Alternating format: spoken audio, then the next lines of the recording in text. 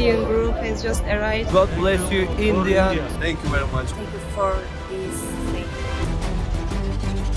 7 Feb को पाकिस्तान की information minister मारियम Aurangzeb ने ट्विटर पर यह ऐलान किया कि पीएम शहबाज शरीफ अगले दिन टर्की जाने वाले हैं। लेकिन इस ट्वीट के कुछ ही घंटों के अंदर टर्की से ये ह्यूमिलिएटिंग रिप्लाई आया। वहां के सीनियर ऑफिसर ने ऑफिशियली ये ट्वीट करके कहा कि टर्की के पास मेहमान नवाजी का वक्त नहीं है और इसीलिए अगर पाकिस्तान को कुछ भेजना ही है तो रिलीफ स्टाफ भेजो ना, मेहमान नहीं। अब फ्रेंड्स, यहाँ पर जो सबसे बड़ी आयरनी है ना, वो ये है कि टर्की इतने मुश्किल में होने के बावजूद भी जॉर्डन और उसके पुराने दुश्मन इजराइल तक के फॉरेन मिनिस्टर को होस्ट कर रहा है। इनफैक्ट इंडिया ने भी जब टर्की के रिलीफ के लिए ऑपरेशन दोस्त लॉन्च किया था, तब टर्की के एम्बेसडर ने इंडिया को थैंक यू बोलते हुए ये कहा था कि दोस्त एक ऐसा शब्द है जो इंडिया और टर्की दोनों में कॉमन है और इंडिया एक सच्चा दोस्त है। तो अब यहाँ पर प्रश्न बेसिकली ये उठता है कि यही टर्की अपने brother from another mother Pakistan से इतना दूर क्यों जा रहा है और इंडिया की तरफ दोस्ती का हाथ क्यों बढ़ा रहा है? Yes, it's true. Hello friends, मैं हूं गौरव और साल 2020 पाकिस्तान के पीएम का ये कहना था कि टर्की के प्रेसिडेंट की यहाँ पॉपुलैरिटी और सपोर्ट देखकर वो पाकिस्तान में भी इलेक्शन जीत सकता है। Mr. President's address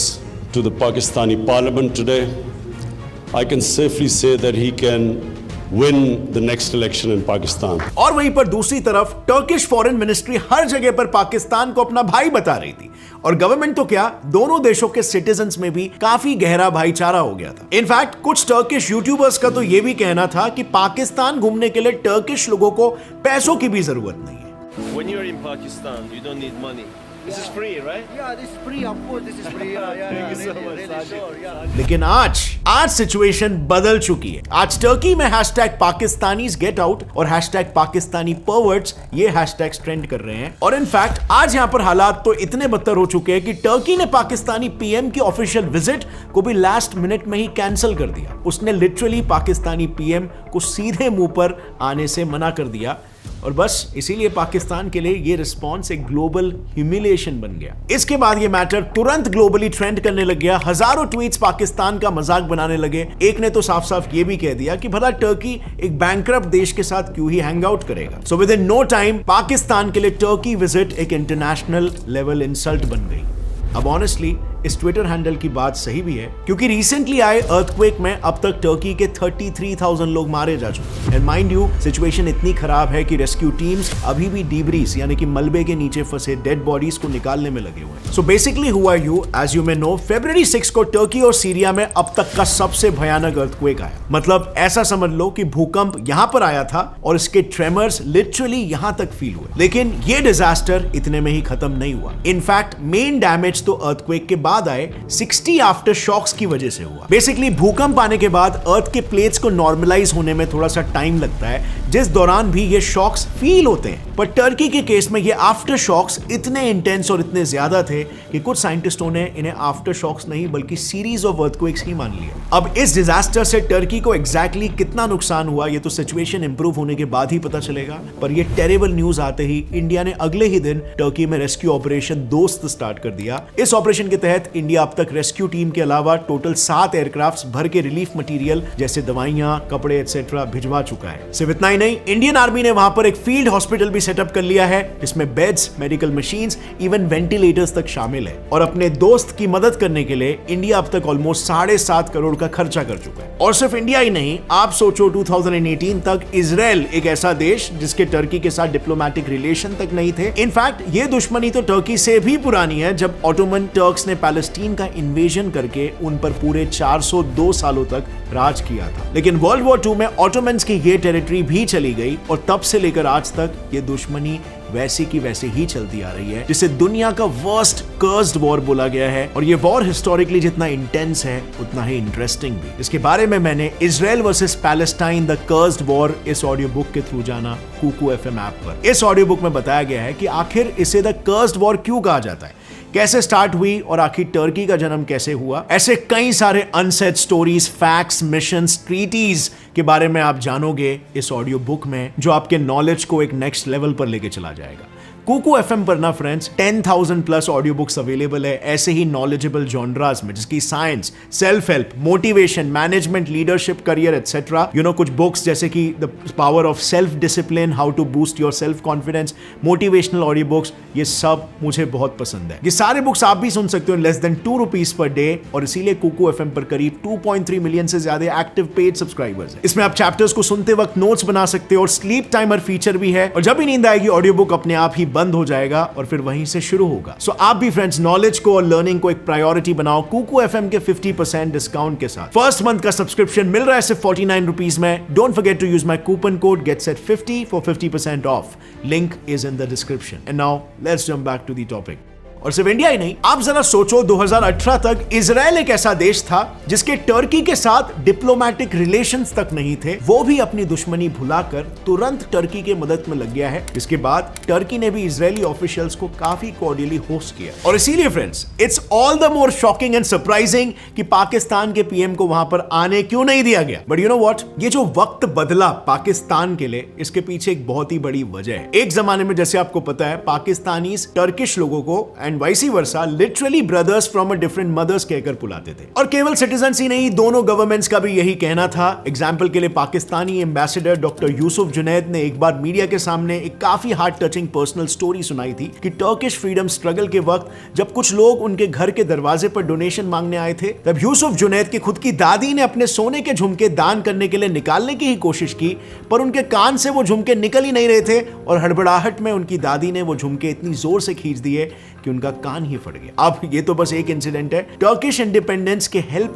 की ऐसी कई सारी कहानियां पाकिस्तान के घर घर में सुनाई जाती है। लेकिन फिर आज अचानक इन दोनों भी देशों में इतनी हॉस्टिलिटी आखिर कैसे आ गई? वेल, इस सवाल का वन वर्ड आंसर है ambition. So did you know, Turkey ही नहीं बल्कि पाकिस्तान भी इस्लामिक वर्ल्ड का लीडर यानी कलीफ बनना चाहता है, और दोनों के बीच शुरुआत से ही एक अनसेड रेस चालू है। इनफैक्ट पाकिस्तान के वेरी फर्स्ट प्राइम मिनिस्टर ने ही इस रेस की फाउंडेशन सेट कर दी थी, जब उन्होंने ये कहा कि पाकिस्तान दुनिया भर के सच्चे मुसलमानों के लिए एक्सक्लूसिवली बना हुआ मुल्क है। उनका मिशन बिल्कुल साफ था, पाकिस्तान को इस्लाम का मेन सेंटर बनाना, जिससे इंटरनेशनली वो मुस्लिम वर्ल्ड का लीडर बन सके। और फाइनली 1985 में प्रेसिडेंट जिया उल हक ने पाकिस्तान को एक इस्लामिक स्टेट तक डिक्लेयर कर दिया, जिससे उनके इसी मिशन को एक लीगल बैकिंग भी मिल गई। वहीं इस रेस में दूसरी तरफ टर्की की अगर बात करें, वहां पर भी स्पेसिफिकली वहां के करंट प्रेसिडेंट अर्डोगन भी टर्की को इस्लामिक कैलिफेट बनाना चाहते हैं। Let me explain how. So ये है हागिया सोफिया, जो 1500 साल पहले तक एक चर्च हुआ करता था, पर आज टर्किश प्रेसिडेंट अर्दोगन ने इसे मस्जिद में कन्वर्ट कर दिया। And let me tell you, आज ये मस्जिद मक्का मदीना के बाद मुस्लिम्स का सबसे बड़ा रिलीजियस सिंबल बन चुका है, और इसीलिए कहीं ना कहीं ये कैलिफेट बनने की रेस दोनों देशों के बीच का सबसे बड़ा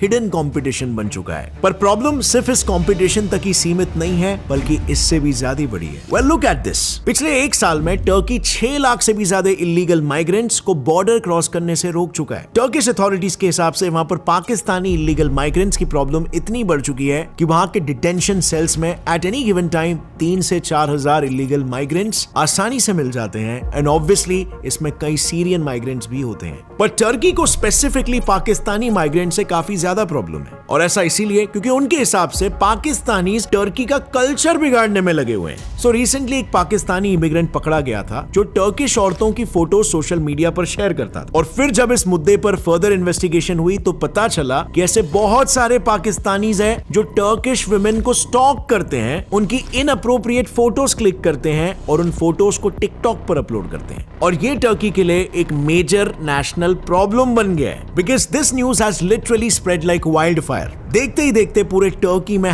#पाकिस्तानी परवर्ट्स और #पाकिस्तानी गेट आउट ट्रेंड होने लगा। सिर्फ यही नहीं, टर्किश इंटेलिजेंस रिपोर्ट्स के अनुसार टर्की के मेजॉरिटी गैंग वॉर्स, ह्यूमन और नार्को ट्रैफिकिंग केसेस के पीछे भी पाकिस्तानी इलीगल माइग्रेंट्स का ही हाथ है। और फाइनली टर्की ने इन सब से तंग आकर पाकिस्तानी नेशनल्स के लिए अपने वीजा पॉलिसीज स्ट्रिक्ट बना दिए। So to sum it all up, caliphate बनने की रेस और पाकिस्तानी इलीगल इमिग्रेंट्स की वजह से टर्की और पाकिस्तान के रिलेशन में एक क्लियर क्रैक आ चुका है। पर पाकिस्तान ने इस क्रैक को और भी ज्यादा गहरा कर दिया जब उसने इंडिया से टर्की जाने वाले एड के लिए अपने एयर स्पेस का एक्सेस देना डिनाई कर दिया। ऑल्दो इंडिया या पाकिस्तान किसी ने भी ऑफिशियली इस न्यूज को कंफर्म नहीं किया, बट इतना तो श्योर है कि जहां पर एक तरफ टर्की और पाकिस्तान का भाईचारा खत्म हो रहा है, वहीं टर्की की इंडिया के साथ क्लोजनेस बढ़ती हुई नजर आ रही है। But as you all know friends, Turkey इतना प्रो पाकिस्तान था कि एक बार तो खुद पीएम अर्दोगान ने यह तक कह दिया था कि इंडियन हिंदूज वहां पर रह रहे मुस्लिम्स का मैसेकर कर रहे हैं। पर आज क्रिटिसिज्म तो दूर, टर्की अब कश्मीर मुद्दे पर हार्डली कोई ऑपोजिशन दिखा रहा है। और तो और जहां पर टर्की पाकिस्तान का ट्रेड केवल $294 मिलियन का है, वहीं पर इंडिया और टर्की के बीच पाकिस्तान से 33 टाइम्स ज्यादा यानी $10 बिलियन का बायलैटरल ट्रेड होता है। इसके अलावा दोनों देश के बीच बिलियंस ऑफ डॉलर्स के प्रोजेक्ट्स भी चल रहे हैं। Even it may be shocking for you to know कि लेह मनाली का फेमस अटल टनल का इलेक्ट्रोमैकेनिकल वर्क भी टर्की के मदद से ही हो रहा है। अब टर्की के इंडिया से बढ़ते क्लोजनेस के पीछे दो मेन वजह हैं। सबसे पहले तो ये कि टर्की पर $442.9 बिलियन का कर्ज है। इस डेट को टर्की SCO, जो एशिया का सबसे बड़ा यानी UN जैसा ऑर्गेनाइजेशन है, उसके थ्रू फाइनेंस करवाना चाहता है। और ऐसा करने के लिए टर्की को SCO का मेंबर बनना पड़ेगा, जो टर्की को इंडिया ही बना सकता है, क्योंकि SCO की करंट प्रेसिडेंसी इंडिया के हाथ में है एंड हेंस इस केस में टर्की को इंडिया की सबसे ज्यादा जरूरत है। इसके अलावा दूसरा और सबसे बड़ा रीजन है डिप्लोमैटिक शिफ्ट। देखो, टर्की और इंडिया को दूर रखने वाला सबसे बड़ा एलिमेंट था पाकिस्तान, पर आज ना तो पाकिस्तान में टर्की की मनपसंद सरकार है और ना ही दोनों देशों के रिश्ते भाइयों जैसे रहे हैं। प्लस टर्की को दिख रहा है कि पाकिस्तान अब सऊदी के करीब जा रहा है, तो टर्की भी अब नए दोस्त बनाने में लग गया है, जैसे कि इजराइल, UAE और इंडिया। और इसीलिए आज पाकिस्तान की सिचुएशन काफी क्रिटिकल हो गई है, क्योंकि सिर्फ टर्की नहीं बल्कि पाकिस्तान के बाकी सारे पुराने दोस्त भी उसका साथ छोड़ रहे हैं। पाकिस्तान के बेस्ट फ्रेंड्स चाइना और USA को ही ले लो। रिसेंटली US के टॉप ऑफिशियल एडमायरल मुलन से जब पाकिस्तान के बारे में पूछा गया था, तब उनका जवाब ये था कि पाकिस्तान के साथ रिलेशंस बहुत मुश्किल है और क्लियरली US अब खुद को पाकिस्तान से डिस्टेंस कर रहा है, और इसका रीजन है पाकिस्तान और चाइना की इंक्रीजिंग क्लोजनेस। पर आयरॉनिकली फ्रेंड्स, चाइना भी अब पाकिस्तान की डूबती नाव से वन आर्म डिस्टेंस बनाए रखा हुआ है। ब्लूमबर्ग की एक रिपोर्ट के अनुसार पाकिस्तान की कंटिन्यूअसली डिटीरियोरेटिंग सिचुएशन को देखकर अब चाइना भी पाकिस्तान की मदद करने से कतरा रहा है। घड़ी में अपने लोन का पैसा सूद समेत वापस मांग रहा है। आज की रियलिटी यह है कि पाकिस्तान की इकोनॉमिक सिचुएशन गिरती ही जा रही है, और इसी बीच ईरान ने भी पाकिस्तान से $18 बिलियन वापस मांग लिए हैं। अब वो ये पैसे क्यों और किसी लिए मांग लिए और पाकिस्तान इन्हें कैसे चुकाएगा, इसके बारे में मैंने ऑलरेडी एक वीडियो यहाँ पर बना लिया है, जो आप यहाँ पे क्लिक करके देख सकते हो। आपको पूरा मामला क्लियरली समझ में आ जाएगा और पाकिस्तान का सिचुएशन भी। बट फ्रेंड्स, इस वीडियो को लेकर क्या लगता है आपको, टर्की और पाकिस्तान मिलकर न्यू वर्ल्ड के कलीफ बन पाएंगे या नहीं? लिखिए अपना जवाब नीचे कमेंट